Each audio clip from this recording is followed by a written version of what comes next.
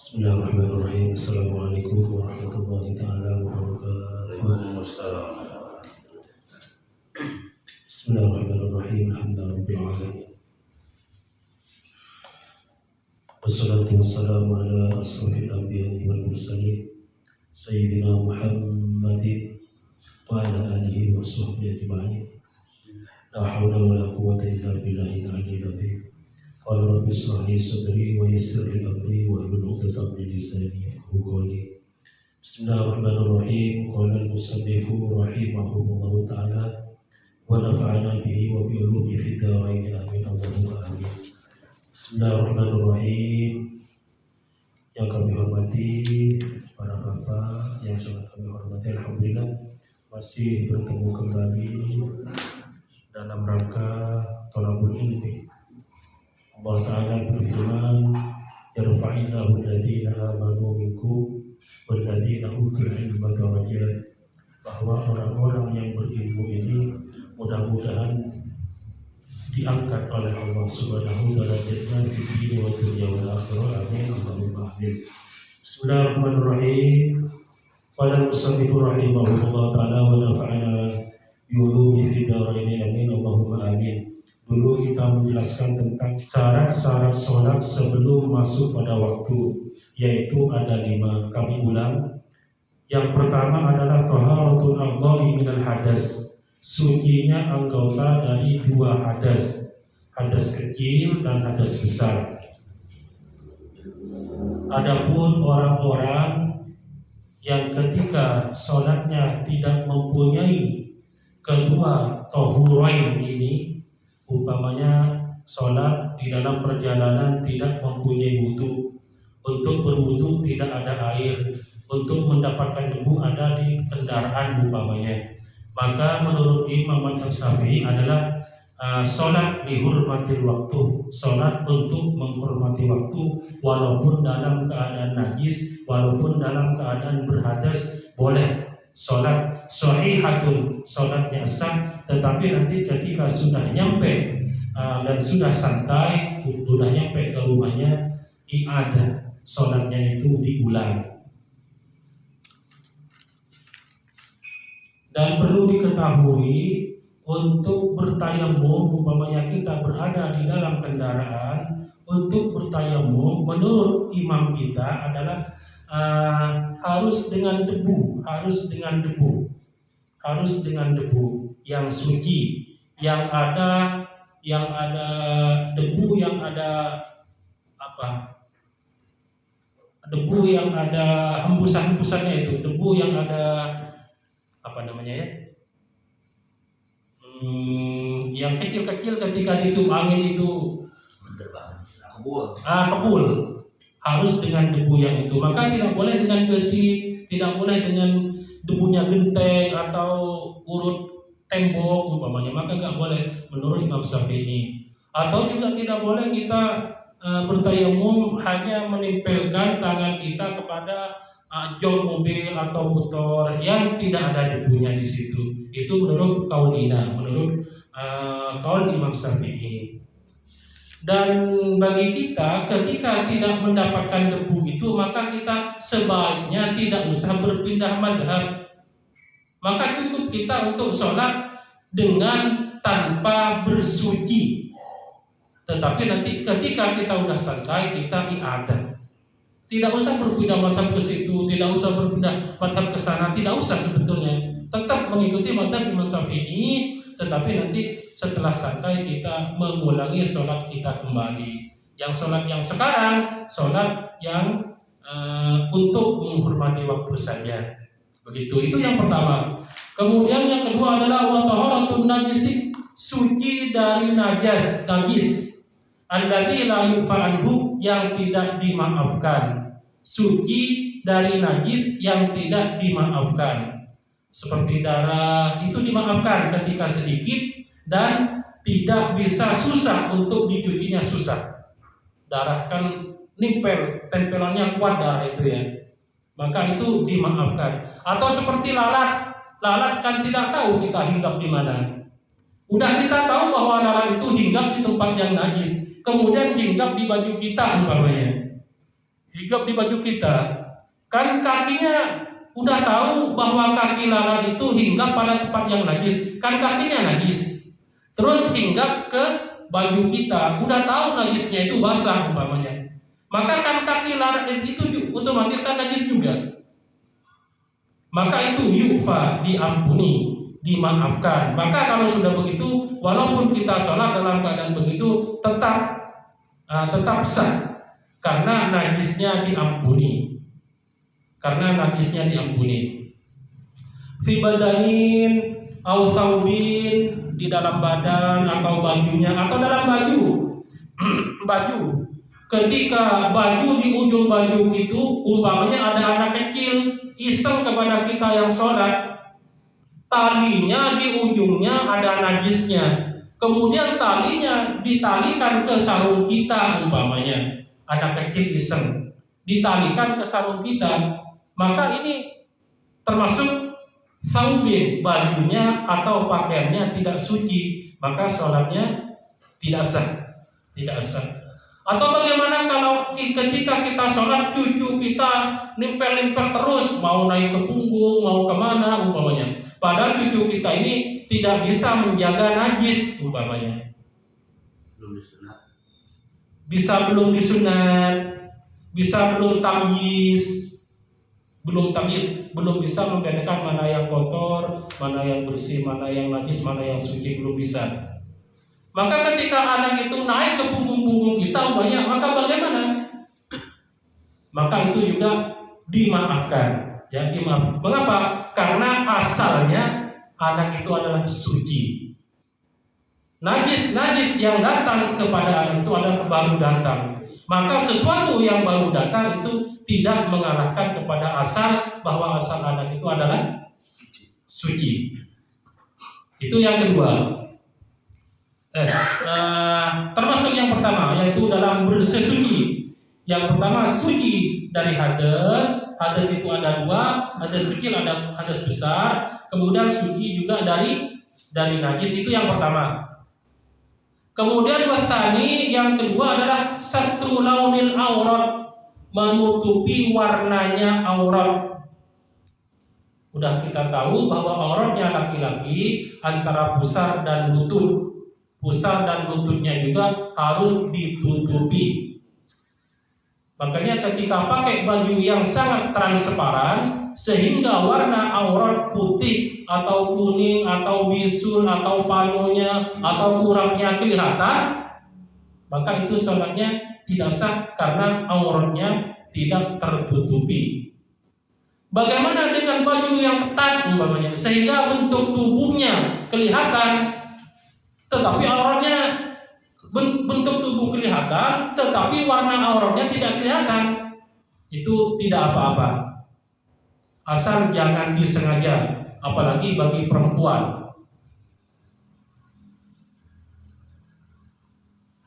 Bagaimana kalau ada orang sholat auratnya tidak kelihatan karena gelap, tetapi dia tidak pakai apa-apa, maka itu tidak dimaafkan, tidak termasuk menutupi aurat. Bagaimana kalau menutupi aurat dengan kaca umpamanya? Ada desain yang bagus, ada kaca transparan untuk menutupi aurat. Sholat dengan kaca itu, tetapi auratnya kelihatan, maka itu tidak sah. Tidak sah, ya. Dengan kaca umpamanya.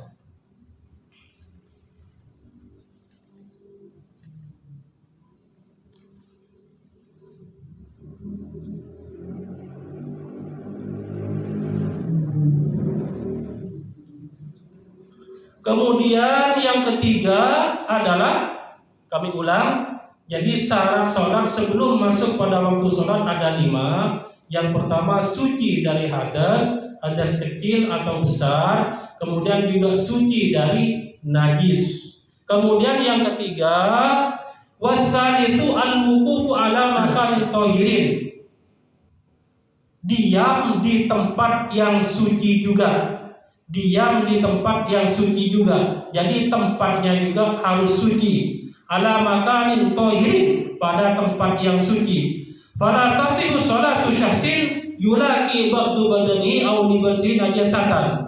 Maka tidak sah sholatnya seseorang yang ba'du badanihi aw libasihi najasatan, yang sebagian badan atau pakaiannya terkena najis atau bertemu dengan najis, fi qiyamin aw qu'udin aw ruku'in aw sujudin, baik pada waktu berdiri, baik pada waktu duduk, baik pada waktu ruku, baik pada waktu sujud.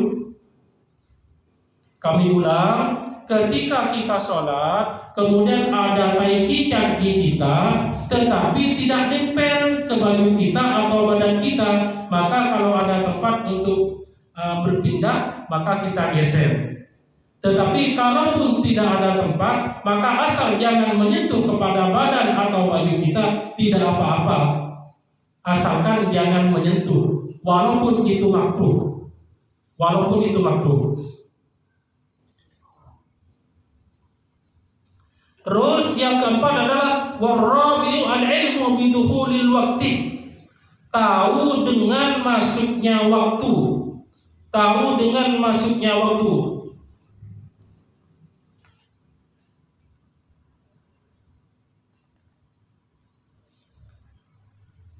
Au dhannu dukhulihi bil ijtihad, atau berprasangka dengan masuknya waktu dengan ijtihad kita, dengan kehati-hatian kita.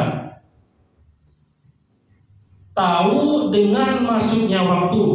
Bagaimana kalau dalam keadaan mendung umpamanya? Maka ketika dalam keadaan mendung, umpamanya biasanya setelah saya bekerja ini terus begini, terus zuhur umpamanya. Kalau sudah terbiasa begitu, maka itu dengan ijtihad, maka boleh. Biasanya setelah saya kerja ini, terus kerja ini, terus biasanya udah masuk waktu zuhur. Umpamanya dalam keadaan hujan, atau dalam keadaan mendung, atau dalam keadaan gerhana, sehingga waktu itu tidak kita ketahui. Maka kita boleh menggunakan ijtihad kita yang sudah terbiasa. Tetapi kalau tidak biasa, kalau hanya menyangka-nyangka, maka itu tidak boleh. Menurut kebiasaan kita, biasanya setelah begini, terus begini, terus begini, masuk waktu asar, masuk waktu maghrib, masuk waktu isya, maka itu boleh dengan ijtihad yang begitu, asal kebiasaannya itu sudah terbiasa dilakukan sehari-hari. Jadi yang ketiga adalah al-ilmu bidukhulil waqti, tahu dengan masuknya waktu. Falau shalla bi ghairi dzalik, apabila ada orang salat tanpa mengetahui masuknya waktu, lam tasihha sholatuhu wa in shadafal waqta, maka salatnya tidak sah. Ketika orang itu tidak tahu dengan masuknya waktu, kemudian salat, maka salatnya tidak sah. Wa in shadafal waqta, walaupun waktunya itu betul sudah zuhur, tetapi orangnya hanya menyangka-nyangka. Seperti kita sholat, ya, seperti kita sholat, betul ruku kita, betul sujud kita, betul ketika kita baca Fatihah, tetapi ilmunya tidak ada. Tidak tahu ilmunya, bahwa takbiratul ihram itu adalah rukun, bahwa baca Fatihah itu adalah rukun, bahwa ruku itu adalah rukun, bahwa tumaninah itu adalah rukun. Kita tidak tahu ilmunya, tetapi betul, maka itu sholatnya tidak sempurna. Sholatnya tidak sempurna. Dan ini tambahan, ketika kita sholat nanti ada di babnya. Ketika kita sholat, maka perhatikan tumaninahnya, ya. Perhatikan tumaninahnya. Sholat itu potong-potong, ya. Ketika kita ruku, berhenti dulu, patah-patah. Gerakan sholat itu patah-patah, jangan disambung-sambung, ya. Ketika kita ruku, berhenti dulu, ada tumaninah, sekedar membaca subhanallah. Kemudian berdiri i'tidal, sampai berdiri sampai tegak. Sebelum tegak jangan sujud. Sebelum tegak jangan sujud. Ruku, beruku, diam, Kemudian i'tidal sampai tegak lurus. Sebelum tegak jangan sujud dulu. Jangan sujud dulu. Kemudian kalau sudah tegak, diam sejenak, sekedar membaca subhanallah, baru kita sujud. Ada tumakninahnya lagi. Sujud, tumakninah lagi. Duduk di antara dua sujud, tumakninah lagi. Dan itu harus kita ketahui. Kalau enggak, maka sholatnya tidak sah. Atau seperti ketika rukuk, sami Allahu liman hamidah. Ininya begini, ya. Maka ini tidak ada tumakninahnya. Tangannya yang begini, tidak ada tumakninahnya. Patah-patah. Atau bahwa bacaan Fatihah itu dibaca ketika berdiri. Bacaan Fatihah itu dibaca ketika berdiri. Maka sebelum Fatihah waladdallin, jangan rukuk dulu kalau belum sempurna lin. Karena kalau kita sholat sendiri, rusuh, waladdallin sambil rukuk, waladdallin sambil rukuk, itu nggak boleh, ya. Waladdallin sambil rukuk, nggak boleh. Waladdallin baru rukuk. Tidak akan memakan waktu lama kok. Paling 3 menit ditambah 1 menit umpamanya. Tidak akan memakan waktu lama. Tumakninah itu hanya sekedar membaca subhanallah. Ya apa? Ya. Hati-hati seorang khatib. Seorang khatib harus ada duduk di antara dua khutbah. Harus ada duduk di antara dua khutbah. Khatib yang pakai tag setelah barakallahu li wa lakum fil Qur'anil azim wa nafa'ani wa iyyakum bima fihi minal ayati wa dzikril hakim wa taqabbala minni wa minkum tilawatahu innahu was-sami'ul 'alim. Duduk khatib kan. Tetapi ketika duduk dia menyimpan tag-nya, belum selesai tag-nya disimpan, udah berdiri lagi mau naik khatib yang kedua. Karena Allahumma sholli ala sayyidina Muhammad wa ala ali sayyidina Muhammad, Pak Ali sudah beres yang begitu, mau naik lagi, dia belum tumakninah di dalam duduk di antara dua khutbah itu. Ini harus kita teliti juga, ya, seorang khatib.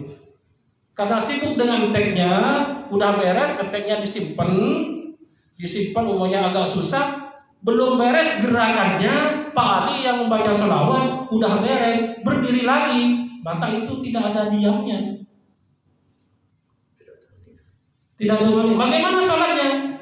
Nah itu makanya seorang ustaz karena sholat zuhur setelah sholat Jumat. Mengapa? Menurut dia khatibnya tidak sah. Sholat zuhur. Bagaimana dengan jemaah yang lain? Nah ini susah untuk diceritakan. Yang bertanggung jawab apa takmirnya, apa imamnya, apa siapa? Yang tahu.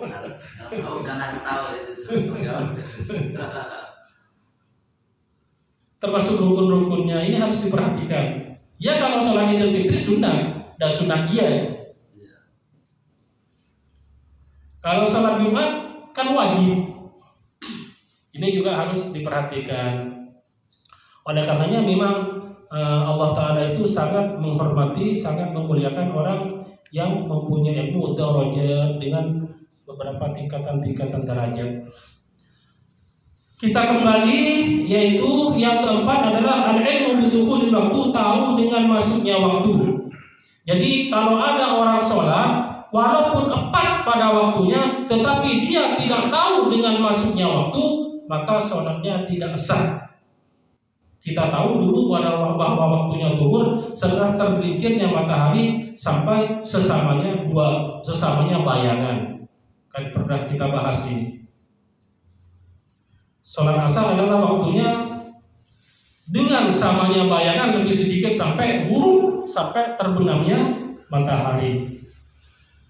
Udah wal khamisu, adapun yang kelima adalah istiqbalul kiblati ail ka'bati, yaitu menghadap kiblat. Syaratnya menghadap kiblat. Jadi orang itu tidak boleh sholat menghadap kepada selain kiblat. Adalah yang sekarang Al-Ka'bah, adalah Ka'bah yang sekarang. Mengapa dinamakan kiblat wasubat kiblatan? Li'anna al-musalli yuqabiluha. Karena seorang yang sholat itu menghadapnya, makanya dinamakan kiblat. Kiblat itu artinya menghadap. Kiblat itu artinya menghadap. Maka mengapa dinamakan kiblat? Karena seorang yang sholat itu menghadap kepada Ka'bah. Mengapa dinamakan Ka'bah? Wa Ka'batan irtifaiha. Karena Ka'bah itu tingginya Ka'bah. Wa istiqbaluha bis-sadri. Adapun syarat menghadap Ka'bah adalah bis-sadri syartun liman qadara alaihi. Menjadi syarat bagi orang yang mampu untuk menghadap kiblat tersebut. Jadi bagi orang yang mampu harus menghadap kiblat sholatnya, kecuali orang yang sakit. Kalau sakitnya sudah parah, sholat kaifasya'ah, bagaimana sebisanya menghadap kiblat. Ada kalau di pesantren itu ada seorang santri dulu sepengalaman saya, khusyuk puasa terus kurus. Khusyuk, orangnya khusyuk, puasa terus kurus, sehingga kalau sholat itu ya, kalau sholat itu sampai begini, nunduk begini. Disangkanya kalau sudah begini khusyuk bener, padahal enggak. Harus menghadap kiblat lurus, ya. Jadi sesuatu itu harus tegak, Juga jangan begini, sombong amat saudara. Ya, harus menghadap kiblat. Jangan juga begini. Ini dadanya disadri, dadanya menghadap kemana kalau begini? Kan tidak menghadap kiblat kan? Walaupun menghadap kiblatnya itu tidak harus pas 100%, tidak harus pas 100%. Nah, hati-hati lagi ya. Hati-hati lagi ketika salam ya, tahiyat akhir. Assalamualaikum warahmatullahi wabarakatuh. Ini menghadap ke mana? Assalamualaikum warahmatullahi wabarakatuh. Jangan menghadap ke sana ya. Cukup assalamualaikum warahmatullahi wabarakatuh. Hanya mengetahui bahunya saja. Assalamualaikum warahmatullahi wabarakatuh. Ini menghadap kemana dadanya? Maka jangan menghadap ke jemaah. Walaupun tidak menoleh ke kanan atau ke kiri, tidak apa-apa. Assalamualaikum warahmatullahi. Assalamualaikum warahmatullahi, cukup. Jadi jangan sampai menoleh sampai begini, nggak boleh. Nggak boleh.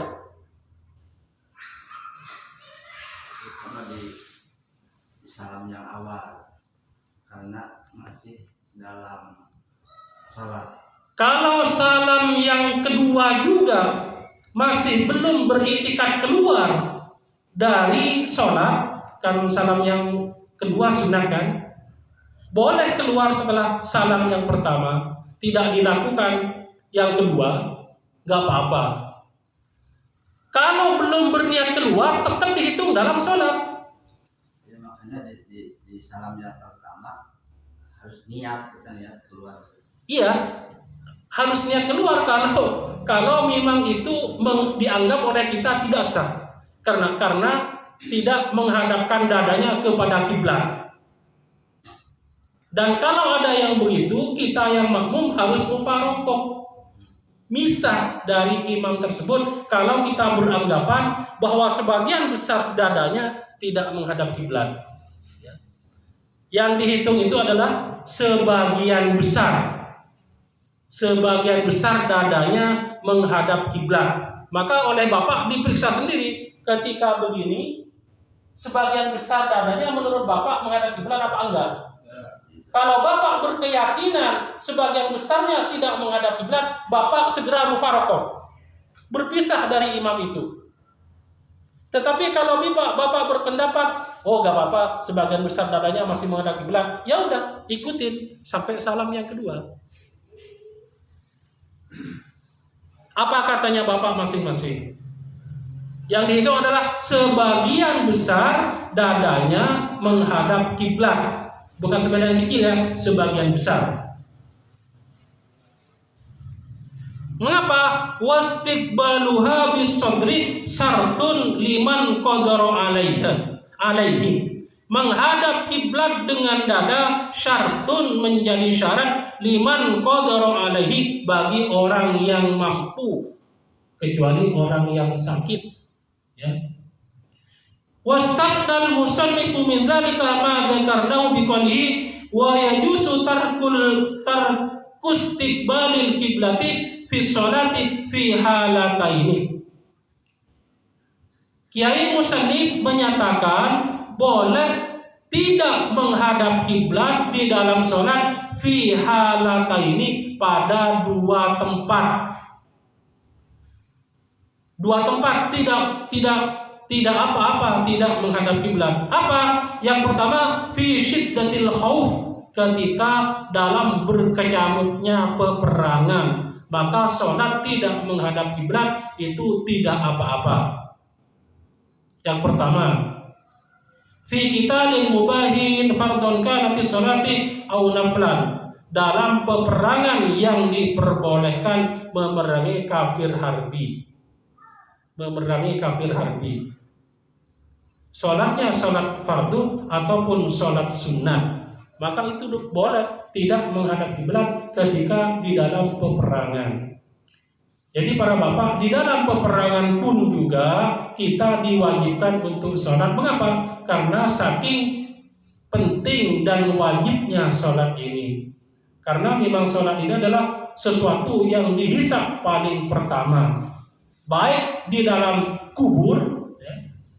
Jadi menurut sebagian ulama bahwa di dalam kubur itu pertama yang dihitung itu, yang dipertanyakan, yang dipermasalahkan itu bukan man rabbuka man nabiyuka wa ma imamuka wa ma dinuka, tetapi bagaimana sholatmu. Kata sebagian ulama begitu. Yang dipermasalahkan di dalam kubur itu. Maka ketika sholatnya itu lancar, pertanyaan itu lancar, maka man rabbuka man nabiyuka itu semuanya akan menjadi lancar. Tetapi ketika sholatnya di situ sudah mulai ada masalah, maka kebelakangnya juga akan bermasalah. Dan ini bukan main-main. Harus kita terima dengan keimanan, ya, bahwa alam barzakh, alam kubur itu akan ada. Pertanyaan-pertanyaan itu akan ada. Semua masalah-masalah yang terjadi di dunia yang kita jalani ini nanti akan terus kita bawa sampai ke alam akhirat. Ini harus kita terima dengan iman. Wa finna filati fis safari ar-rahilati. Boleh tidak menghadap kiblat, sholat di dalam sholat sunat, di dalam perjalanan, di atas kendaraan, di atas kereta umpamanya. Maka boleh di atas bis, maka boleh sholat tidak menghadap kiblat di dalam sholat sunat.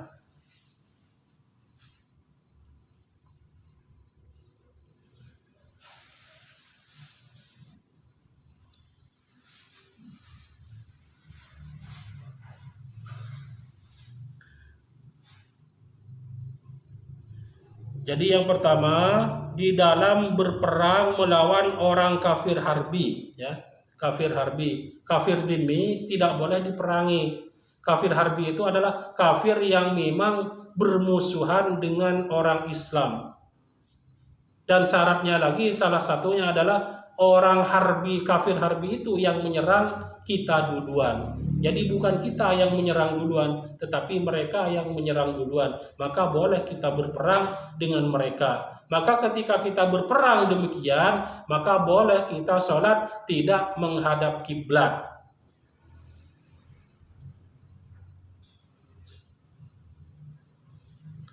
Atau peperangan yang disunatkan.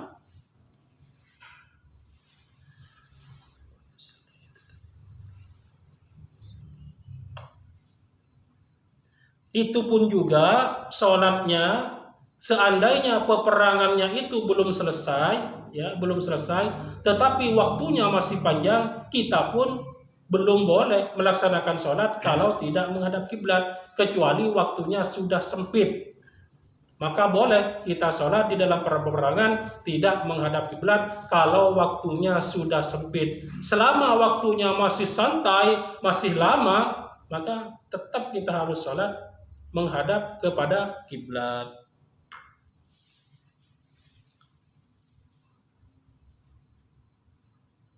Atau kalau ada seorang hakim, ya, seorang hakim memerangi pemberontak umpamanya.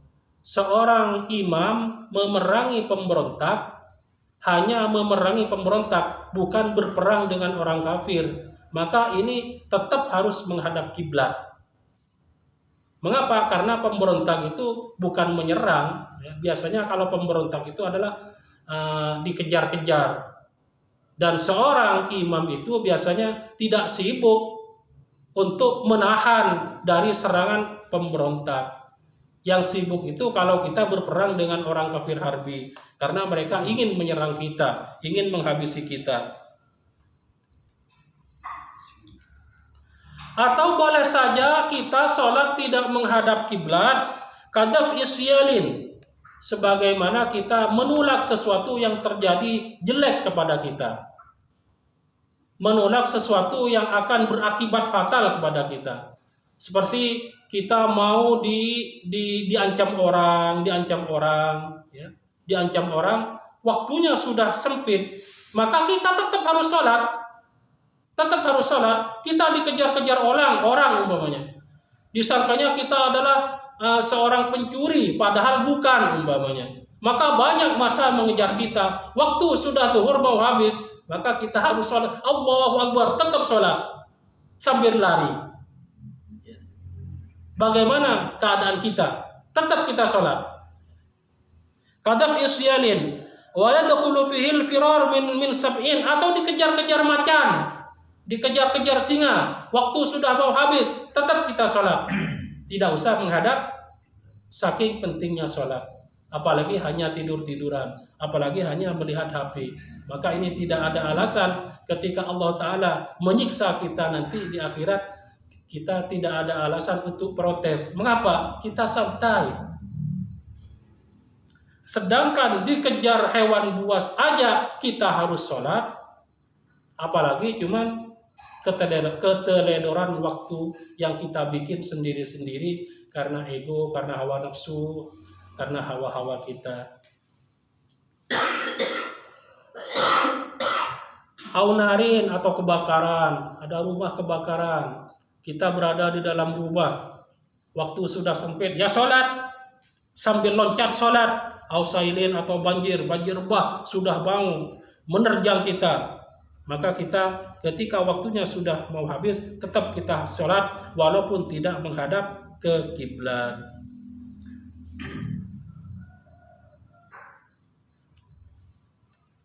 Atau orang yang tenggelam, tidak apa-apa sholat tidak menghadap kiblat. Atau orang yang dipancung umpamanya, dipancung untuk dihukum mati, tetap harus sholat, padahal dipancungnya menghadap ke timur umpamanya, maka tetap kita harus sholat.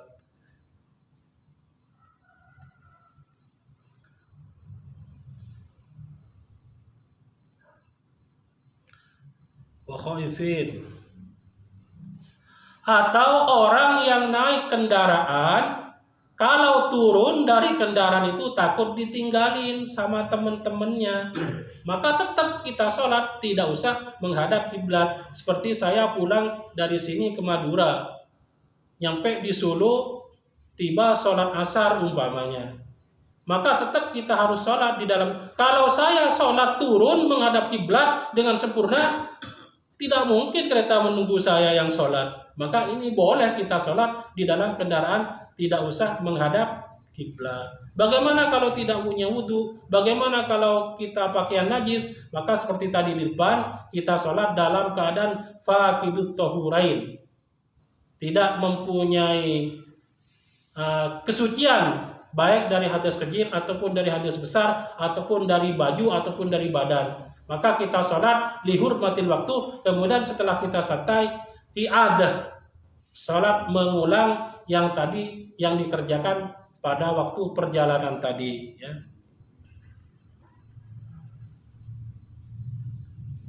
Ketika kita sholat, jiwa kita terancam, maka kita boleh sholat tidak menghadap waktu.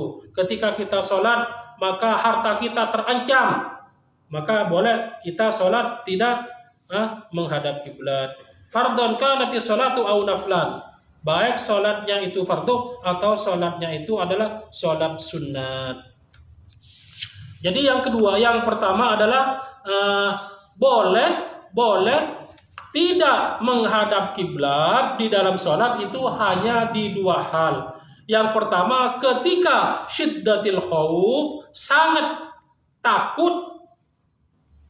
Syiddatil khauf, ketika sangat takut, baik takut kepada diri kita, harta kita, ketika kita berperang, takut ketika kita ditinggalkan oleh kendaraan dan sebagainya, takut kepada hewan buas, takut kepada banjir, takut kepada kebakaran dan sebagainya. Ini boleh sholat tidak menghadap kiblat, atau sholat sunat di dalam perjalanan, di dalam berkendaraan.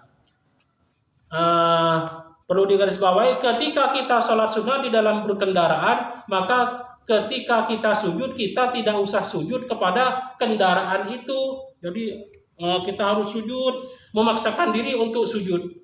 Umpamanya kita naik kuda, kita memaksakan diri untuk sujud ke punggung kuda, itu enggak usah. Cukup ketika rukuk kita menunduk, ketika kita sujud menunduknya lebih rendah. Sedikit lagi.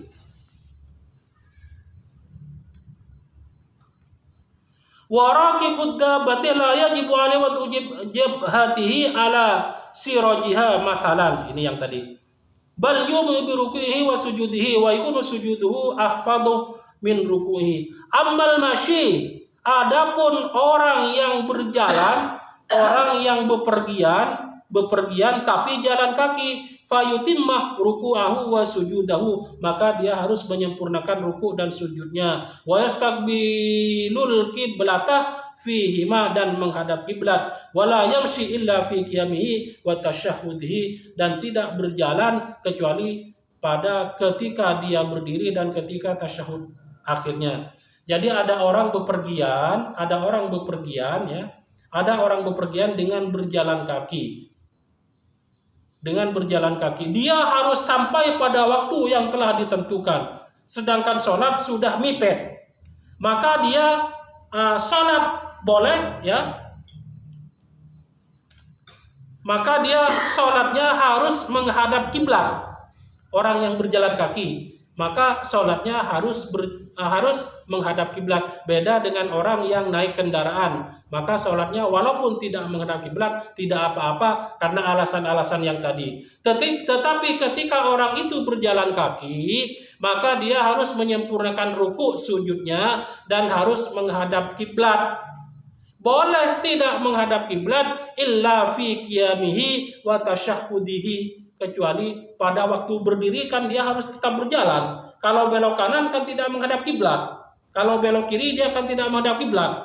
Atau di dalam tasyahudnya, tasyahud tahiyat akhir atau tahiyat awal, itu boleh sambil berjalan, bukan duduk. Tetapi ketika sujud dan rukuknya harus menyempurnakan. Kami ulang, ketika kita bepergian harus sholat, maka tetap kita harus menghadap kiblat kecuali pada waktu berdiri, kecuali pada waktu tahiyat. Rukuk dan sujudnya harus dikerjakan secara sempurna. Bisa ngerti Bapak ya? Kami ulang, ketika kita bepergian, waktu sudah mipet, kita harus sholat, maka sholatnya harus menghadap kiblat, menyempurnakan rukuk dan sujud, boleh berjalan ketika berdiri dan ketika tahiyat. Bismillahirrahmanirrahim. Alhamdulillahirabbil alamin. Hamdan yafini wa yukafi mazida rabbana lakal hamdu kama yanbaghi li jalali wajhikal karim wa 'azimi sultanik. Allahumma shalli ala sayyidina Muhammad wa ala ali sayyidina Muhammad. Allahumma yarhamur rahimin ya arhamur rahimin ya arhamur rahimin farhamna wa anta khairur rahimin.